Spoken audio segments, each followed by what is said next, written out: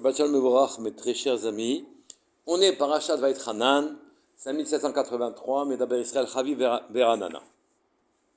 Moshe Rabbeinu a prié pour rentrer en Eretz Israël, mais Akadosh Baruch Hu ne lui a pas donné d'y rentrer.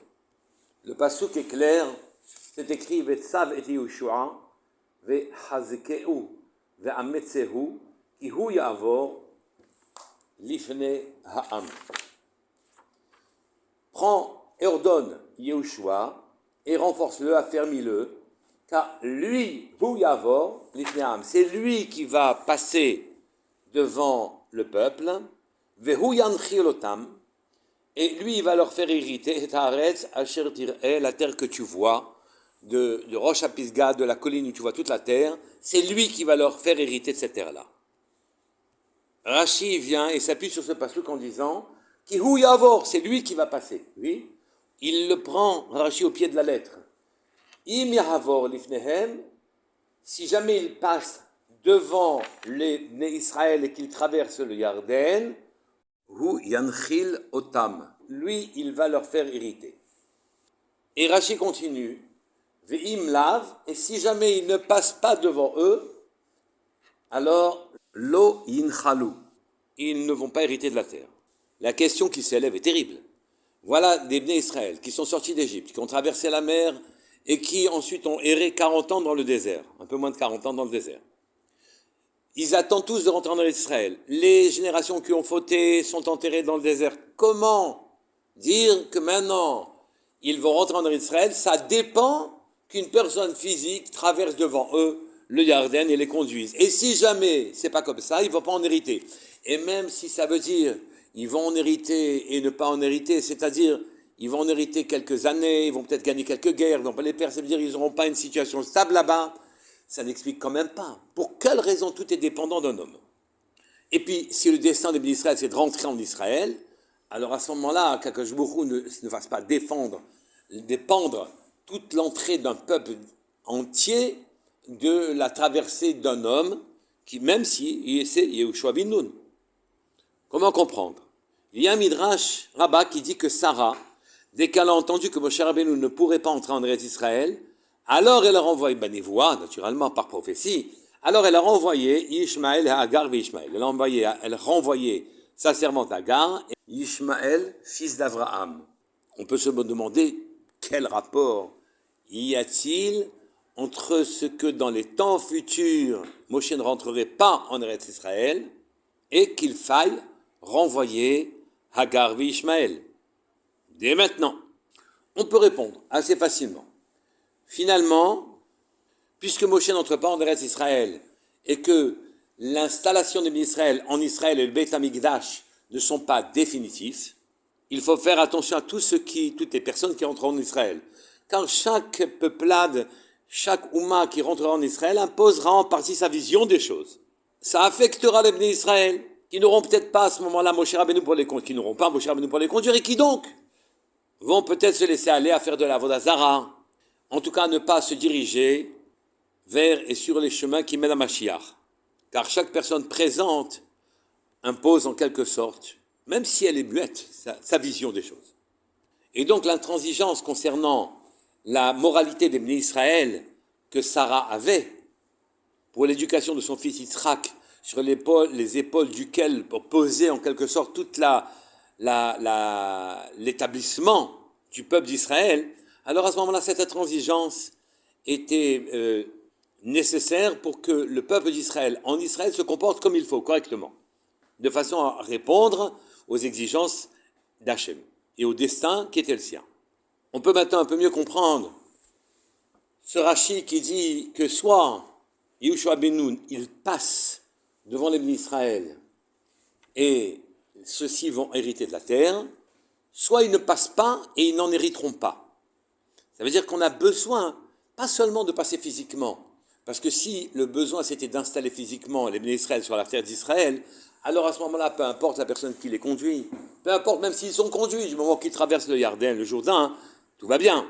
Non, on a besoin d'entrer en Eretz Israël avec l'esprit d'un Yehoshua bin Nun, avec la vision d'un Yehoshua bin Nun.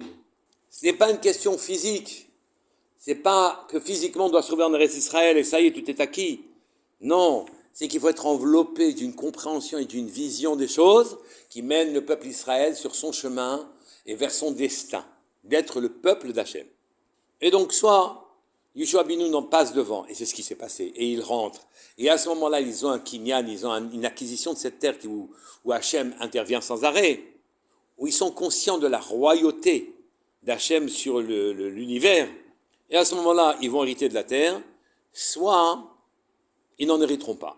On peut comprendre d'ailleurs aujourd'hui, en voyant que nous avons été chassés de cette terre à quelques reprises, combien la vision que l'on a du judaïsme est importante pour rester sur cette terre. Mais avoir et conserver la perception d'Hachem, de la divinité, n'est pas chose facile. Nos efforts ne sont pas sanctionnés de manière agréable. La tâche est ingrate, elle manque de résultats. Mais dans cette même paracha, il y a un Zohar qui va nous aider. Ce Zohar dit que 3 choses sont importantes à l'homme qui va sur son chemin, donc sur le chemin de la vie. Et la plus importante, c'est la tfila, la prière. Les 2 autres sont cadeau et guerre. La prière garde en quelque sorte l'homme sur le bon derer dans le courant de son existence. Mais pour suivre ce Zohar, il y a encore mieux que la prière. C'est 2 ou 3 personnes qui étudient la Torah. Une personne seule qui étudie la Torah, le mal lui apparaît et peut l'atteindre. 2 personnes qui étudient, le mal apparaît mais ne peut pas les atteindre. 3 personnes qui étudient la Torah et le mal ne les atteint pas. Qu'est-ce que souligne ce Zohar? C'est qu'au-delà de la tfila où on a Hachem en face de soi, quand on étudie la Torah, on a Hachem avec nous. La Shrina est présente parmi nous. Mieux que ça, elle participe, entre guillemets, au débat. Elle s'invite dans nos idées, nos conceptions. Dieu est présent quand on étudie la Torah. Présent avec nous. Donc on comprend que c'est mieux d'étudier que de prier quand on est sur le chemin. Ça ne veut naturellement pas dire qu'il ne faut pas prier. Mais ce même Zohar poursuit avec une idée apparemment sans rapport avec ce qui précède. Il dit qu'Adam Arishon, le premier homme après la faute, a été habillé d'une peau, or avec Aïn. Ça c'est après la faute. Avant la faute, il était habillé non pas d'une tunique de peau, mais d'une tunique de lumière. Quel rapport y a-t-il avec ce qui précède dans ce Zohar, parlant de l'importance du limoud, plus que de la tfila?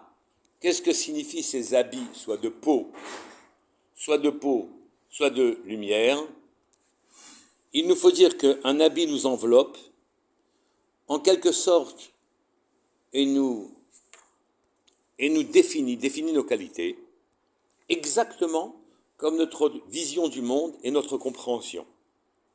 La perception que l'on a du monde est enveloppée, est limitée, est définie par nos visions et conceptions auxquelles on a été éduqué. Notre conscience ne va pas plus loin que ce que l'on peut concevoir. Ce que l'on ne peut pas concevoir ne peut pas nous arriver en confiance. On ne peut pas voir un autre monde que celui qu'on sait concevoir et comprendre. Ou imaginer. L'habit qu'Adam Arishon a reçu après la faute, c'est un habit matérialiste, avec les nuances et les couleurs de Alam Hazé, de notre monde à nous. Avec une intelligibilité de sa logique, de son fonctionnement, et il ne sait pas aller plus loin que le monde qu'il a devant les yeux, qui limite, et la compréhension qui limite, et la conception qui limite, ce qu'il devrait voir en vérité. La tunique de peau qu'il a reçue après la faute est une vision limitée de ce monde-ci. La conscience, donc, est limitée aussi.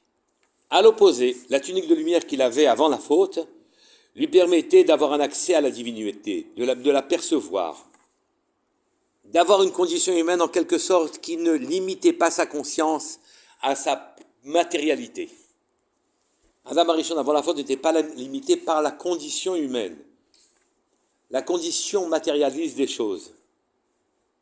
Sa conscience était très élargie, et il pouvait regarder Hachem d'un bout à l'autre de la terre.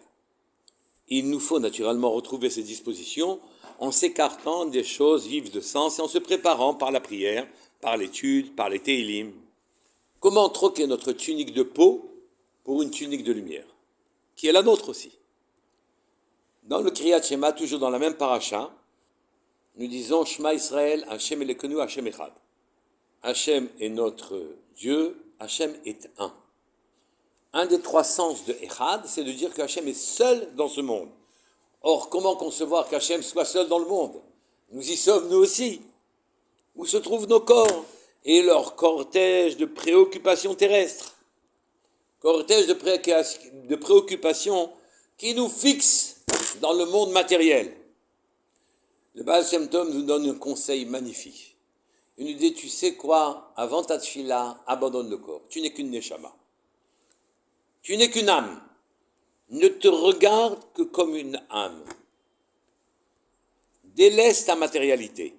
Abandonne ton corps pour la sanctification d'Hachem, sur lequel il est dit Hachem Echad ou Shmo Echad. Non seulement lui, il est seul, mais son nom est seul, ce qui veut dire que, par son nom on entend, sa manifestation dans le monde est unique, il n'y a que lui. Même sa manifestation est unique. Où est l'impact, l'empreinte de notre présence? Si dans ta conscience tu élimines ta présence physique et que tu gardes dans ta conscience ta présence spirituelle, celle de ta neshama, en négligeant toutes tes préoccupations de ton corps, alors à ce moment-là, Hachem est seul dans le monde, car ta neshama n'est qu'une étincelle divine, une partie de Hachem. La prière s'appelle Amida, littéralement situation debout. Entendez par là qu'on ne marche pas. Quand on ne marche pas, on n'est pas actif, on ne vit pas dans le monde, on est au med, on ne bouge pas, à ce moment-là, on peut contempler. Le monde paraît en mouvement parce que nous sommes en mouvement. Si nous arrêtons tout mouvement et nous contemplons, le monde s'arrête aussi. On a arrêté le monde. Donc, tout dépend de notre regard intérieur. Pendant les quelques instants où on fait Kriyat Shema, où on fait la Tfila. On n'existe pas en tant que corps, mais notre conscience est déplacée vers notre Neshama. On refuse les sollicitations de notre corps, kavod, argent, préoccupations, etc. On laisse notre peau aux confins de la prière. Et notre conscience, qui était très limitée par le précédent vêtement, le vêtement et la compréhension matérialiste, notre conscience peut s'élargir, s'ouvrir à d'autres réalités. Mais vous allez me dire, ce monde n'existe pas, on va retomber dans le monde matériel. Eh bien, sachez que par notre intention, et par notre émouna, l'énergie de notre émouna, de notre confiance en Hachem, et l'intention que l'on a, on peut fixer l'autre monde dans notre réalité, dans notre conscience à nous. L'autre monde, le vrai monde, celui d'Hachem. L'énergie fournie par la émouna, la confiance en Hachem, et l'intention de fixer ce monde élargit considérablement notre conscience, même quand on revient dans le monde matériel. Il en reste la trace en permanence. Et ce qui était virtuel devient une réalité proche et tangible. Hachem est avec nous. Alors, la conscience, la nôtre, construit un monde différent, un monde élargi. On peut maintenant répondre pour quelle raison Akadosh Baruch Hu a décidé que seul Yehoshua, en passant devant les Israël et en imprimant sa vision du monde, sa conscience élargie devant le peuple, alors à ce moment-là, il leur donnerait la possibilité de rester sur la terre d'Israël. Sa vision du monde d'Hachem donnerait une pérennité sur la terre au peuple d'Israël lui-même. Mais peut-être allez-vous me dire, quoi, l'entrée de tout un peuple en Israël après 40 ans d'errance dans le désert, qui correspondent à l'établissement du destin d'Israël, ça peut dépendre du libre arbitre d'un seul homme, celui de Yeshua Binoun, qui pourrait passer devant les Israël ou ne pas passer devant les Israël.